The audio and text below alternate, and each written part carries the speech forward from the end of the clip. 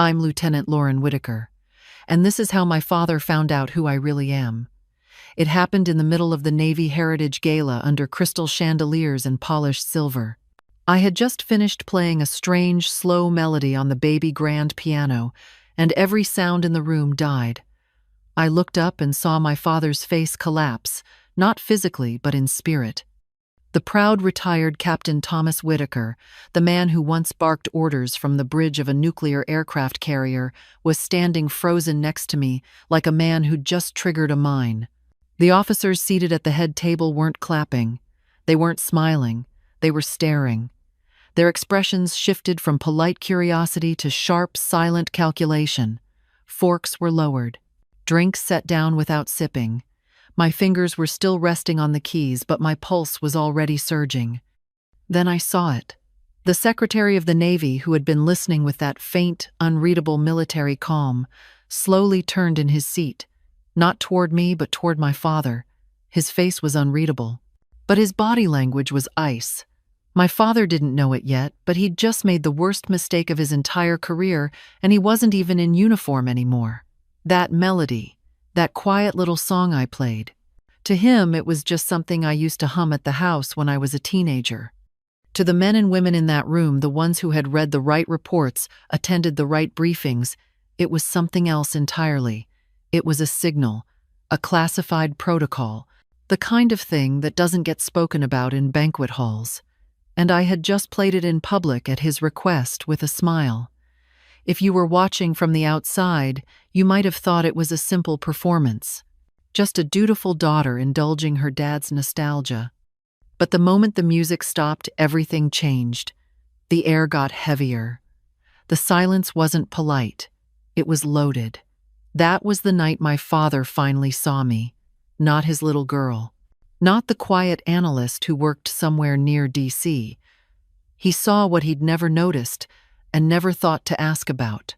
And that's where the real story begins. My father used to say he didn't raise daughters. He raised sailors.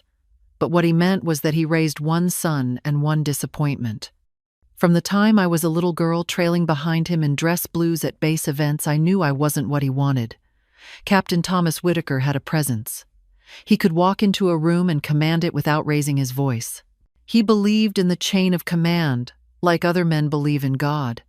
At home, that meant his word was final, and questioning it wasn't just disobedient, it was dishonorable.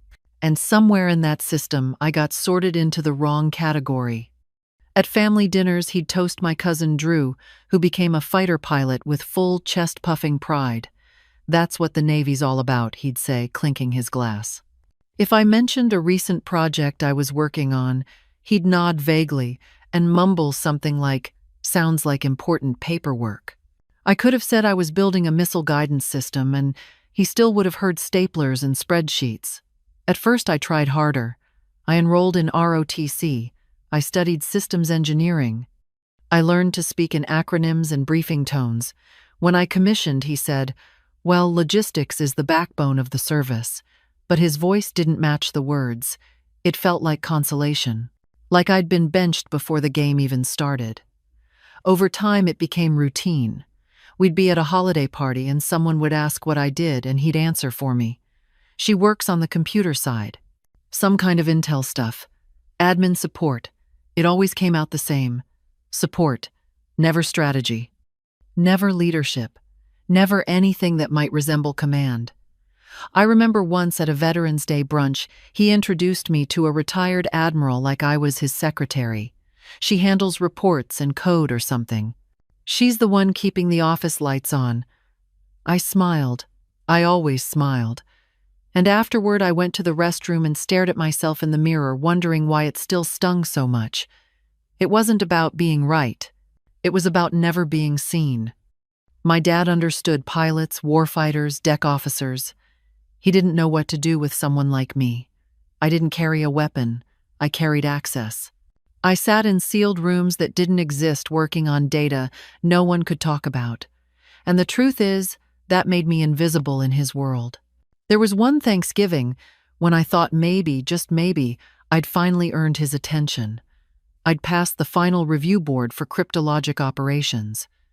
It was 3 days of nonstop grilling by officers who could tear apart your resume in 5 minutes. When I told him, he barely looked up from his mashed potatoes. "Sounds complicated," he said. "As long as you're doing something secure."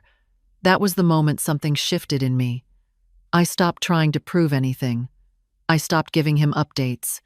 If he couldn't see past his own expectations, then maybe he didn't deserve the real version of me. The one buried behind clearance levels and digital firewalls. The sad part is, he didn't mean to hurt me. That's what made it worse. He thought he was being supportive in his own way. But in his eyes, there was only one kind of respect. And I didn't wear it on my collar, so I learned to wear silence instead. The facility wasn't listed on any map. Tucked under a logistics hub outside Norfolk, it went by a name that sounded like a code for janitorial storage. But 10 floors down behind steel-reinforced walls and enough clearance layers to choke a general, it was one of the most classified environments in the Navy. We called it the Black Room. No windows, no clocks, just rows of terminals and the low hum of something always moving. This was where I belonged. My job was to track and decode satellite communications from foreign naval fleets' data that came in like static and looked like gibberish until you found the pattern buried inside. Sometimes it took hours, sometimes days. But when I saw the signal, I didn't guess. I read it like music. I spotted anomalies in encrypted telemetry that most systems couldn't even process. It was never just charts and graphs. It was warning signs, position shifts, ghost signatures, things that told you whether a ship was drifting off course or intentionally masking its location. One week, a transmission popped up from a destroyer in disputed waters. At first glance, it looked like routine chatter, but I saw the misalignment in the data bursts. The encryption wasn't wrong. It was rehearsed, spoofed. I flagged it, built the report, and briefed an admiral who didn't ask me twice. That data ended up in the White House. A carrier strike group changed course the next day. If we hadn't caught it, we would have had a silent conflict, no shots fired, but consequences felt across half the Pacific. In that room, I wasn't invisible. I didn't need to raise my voice. The officers I worked with didn't care what my title was. They cared if I was right, and most of the time I was. I had people's trust in a way my father never gave me. Not because I demanded it, but because I'd earned it through the weight of what I saw and what I could prove. No one there called me just support. They called me when things didn't make sense, when a signal was off, when lives were at stake. That job required precision and instinct. It required me. Neptune's key started as a whisper between terminals, the kind of idea that doesn't come from textbooks or war games, but from staring too long at patterns and asking questions no one else bothers to. I had been working with a small team on a next-gen comms protocol, something that could live inside sound rather than code. It wasn't just encryption, it was music. The concept was simple, a melody structured to mask a multi-layered mnemonic sequence. Each note, each pause, each lyrical phrase triggered steps in a decryption cascade. To anyone else, it sounded like a strange sea shanty or a children's lullaby.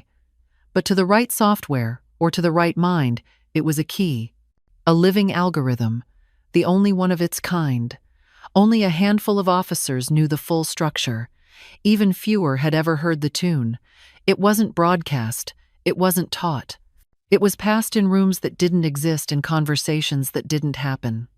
And somewhere in the middle of it, I was the one who composed the original fragment, not with a piano or sheet music, but with a pattern in intercepted data and a theory about tonal security. We called it Neptune's key. Officially, it didn't exist.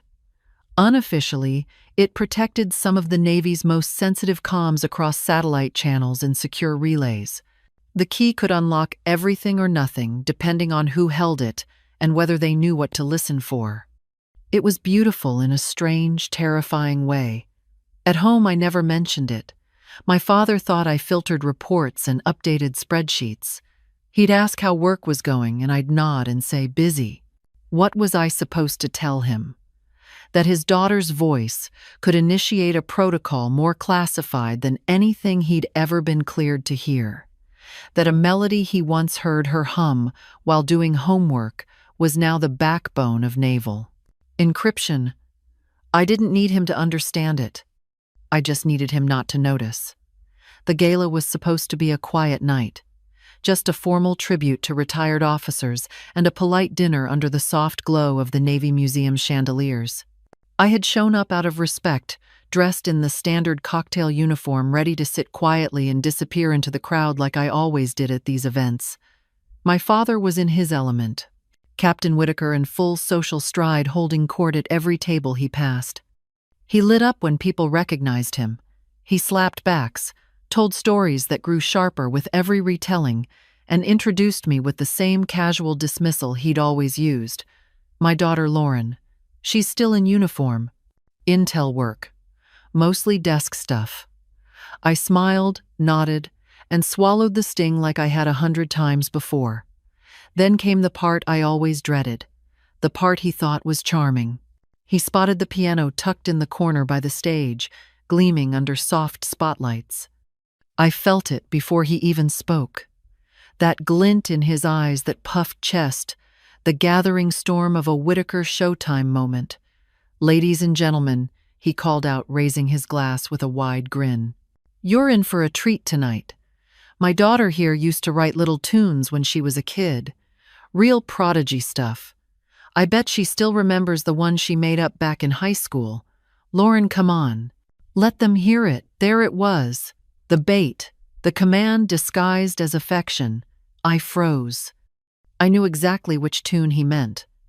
The same melody I'd once hummed at the dinner table back when I was decoding signals and experimenting with tonal compression. I'd repurposed that very song years later into what became Neptune's key. He didn't know. Of course he didn't know. But now he was asking me to play it, here, in public, in a room filled with high-ranking officers, some of whom likely knew what that melody actually meant. If I said no, I'd look petulant, unpatriotic, like the bitter daughter who couldn't take a joke. But if I played it even a few bars, I'd be triggering a signal designed for Black Ops confirmation, a piece of operational protocol meant for sealed rooms and scrubbed comms. I couldn't explain. I couldn't walk away. I was cornered. My mind went quiet, not panicked, clear. I scanned the room just like I had in threat assessments. General Abrams was seated near the back. I'd briefed him last quarter. Rear Admiral Singh was at the head table. She had authorized one of our Pacific deployments. The Secretary of the Navy was dead center, swirling his glass, casually observing the room. They'd recognize it, not instantly, but they'd feel the shift. I knew it. My father stepped closer, smiling that infuriating smile. "Come on, Lo, just for fun. Don't leave an old man hanging." Something snapped into place inside me, not anger, not pride. Something colder, tactical. This was not about a song anymore. This was about clarity, about letting the truth echo louder than anything I could say with words. I walked to the piano slowly, every eye in the ballroom following me. My father pulled out the bench with a flourish, patting the seat like he was presenting a prize. I sat down, hands resting on the cool keys. The room quieted. My heart didn't race. My breath didn't shake. I was in the black room again, except the battlefield was social instead of digital. I glanced at him, offered a polite, almost serene smile. "Sure, Dad," I said. "Let's play the one you love." The first few notes drifted through the room like nothing at all, just a soft, simple melody with no build-up.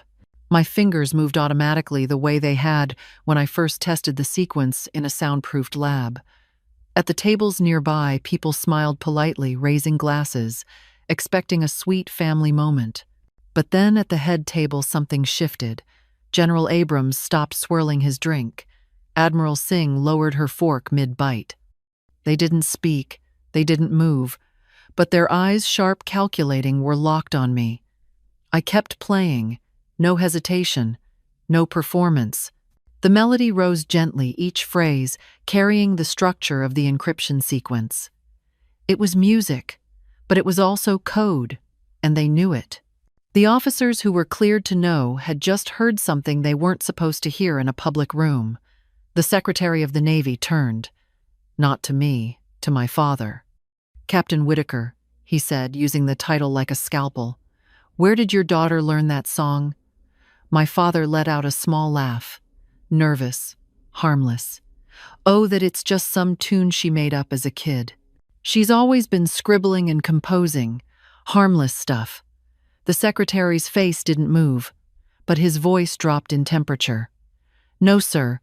That song is not harmless. That song is classified. It is not made up.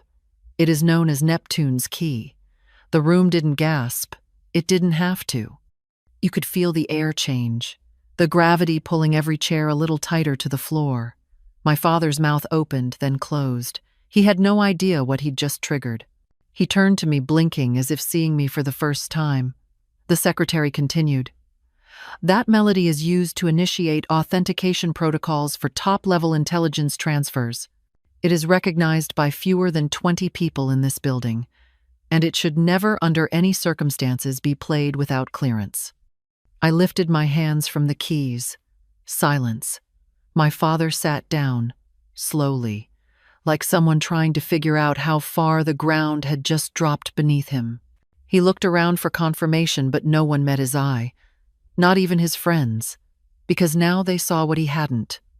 Not his daughter, not a novelty, but a name, a rank. A ghost in the machine who had just spoken in their language. The secretary gave one last look. It wasn't to reprimand, it was to acknowledge. Then he turned back to his table, leaving my father with only one question left to answer. Who had he been raising all these years? And how had he never really known the Secretary of the Navy didn't raise his voice? He didn't need to. His words carried the kind of weight that only comes with decades of command and zero tolerance for ignorance. "Captain Whitaker," he said, standing now, facing my father directly, "you have just instructed your daughter to publicly demonstrate a classified protocol. You did so without understanding its significance. And in doing so, you have breached the trust and decorum expected of someone who once wore the uniform." My father opened his mouth to respond, but the secretary held up a hand and continued. "This is not a disciplinary action. This is a correction. From this moment forward, you will not speak for her. You will not speak about her work. You will not treat intelligence operations as anecdotes for your next party. Do I make myself clear?" My father nodded. It was slow, mechanical, like a man waking up in someone else's nightmare. The secretary turned to me, gave a single short nod of acknowledgement, then returned to his seat. Around the ballroom, conversation didn't resume. It didn't dare. People looked at their plates, their glasses, anywhere but him. My father sat alone. The same chair where he'd just been glowing with pride now felt like an island. I watched his posture shift. The squared shoulders sagged.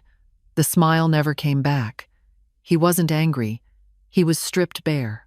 For the first time, he saw me not through his own reflection, but through the eyes of everyone else in the room, a room that no longer answered to him. That night, a captain wasn't demoted by rank or order. He was quietly moved from the center of attention to the outskirts of relevance. And he knew it. He didn't need anyone to explain it, because for the first time he truly understood what it felt like to be invisible. A year later, my office sits in a quiet wing of the Pentagon. The brass nameplate on the door reads Commander L. Whitaker Task Force 17. No one questions why it's there. They just know it belongs. Inside, the work never ends. My team is small, sharp, and trusted, with missions that never make headlines. We speak in shorthand, in code, in patterns. There's no need to explain who earned what. We all did. I walk through that space with a kind of peace I never had growing up. No one here sees me as an assistant or a footnote. They see results. They see leadership. And they see someone who doesn't need a father's approval to know who she is. This is my real commission. Not given. Built. Piece by piece, under pressure and silence. And now, no one can take it from me. It was late, and the office was quiet. The kind of stillness that comes after the last debrief when the screens dim and the coffee goes cold. I was reviewing satellite pulse logs when my phone buzzed. Just a single email, no subject line. The sender was my father. I hesitated, then opened it. They told me about the commendation. I was wrong. We're proud of you. No punctuation beyond the final period. No flourish. Just words. Stripped down and heavy. I read it twice, then once more. I didn't cry. I didn't smile. I just sat with it. For years I thought I needed a moment like this, that a line like that could fix the weight I'd carried. But I didn't feel broken anymore. There was no pain left to fill. No silence left to shout through. I archived the message, not out of anger, not even forgiveness, just filing. Just one more line in a story that had already found its ending. My screen returned to the global data map. Dots blinking in real time. I leaned back, took a breath, and let the world spin forward. I was already whole. My father always believed a legacy was something you handed down. A name, a reputation, a trail of medals lined up like proof. To him, it was a display, a tradition. Something you wore like a uniform long after you'd earned it. But that's not how I see it anymore. Legacy isn't in medals or speeches or old war stories. It's in the people who know what you've done without ever needing to say it out loud. It's in a room where your team doesn't flinch when things go dark, where a single nod is enough to launch a response, where trust is measured in precision, not volume, where you don't have to prove yourself twice because no one ever doubted you to begin with. That's the legacy I built. Quiet, steady, unshakable. Not for applause, not for recognition, but because I knew it mattered. Sometimes the loudest legacy is the one no one sees coming. It's the one built in silence out of the spotlight in places where real decisions are made. The kind that doesn't need defending because the work speaks for itself.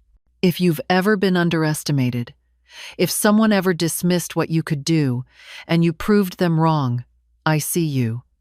This space is for us, for the quiet builders, the unthanked, the unstoppable. Drop your story in the comments.